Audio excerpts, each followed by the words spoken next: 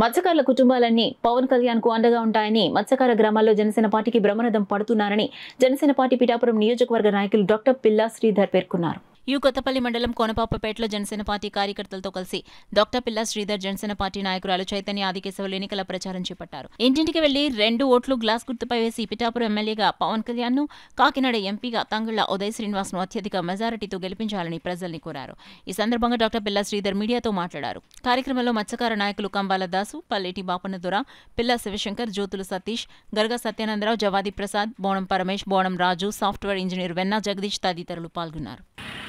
ఖచ్చితంగా మంచి మెజారిటీతో గెలిపించి పవన్ కళ్యాణ్ గారిని అసెంబ్లీకి, అదేవిధంగా మన ఎంపీ అభ్యర్థి గారిని కూడా గెలిపించడానికి సిద్ధంగా ఉన్నారన్నారు.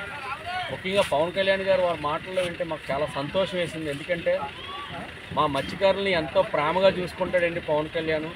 అటువంటి పవన్ కళ్యాణ్కి మా అభిమానం చూపించే అవకాశం మాకు పిఠాపురంలో పోటీ చేయడం ద్వారా వచ్చిందని వారు చెప్పడం మాకు చాలా సంతోషంగా ఉంది.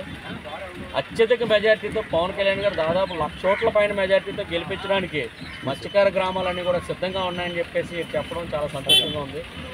ప్రజలందరూ కూడా గుర్తించాలి.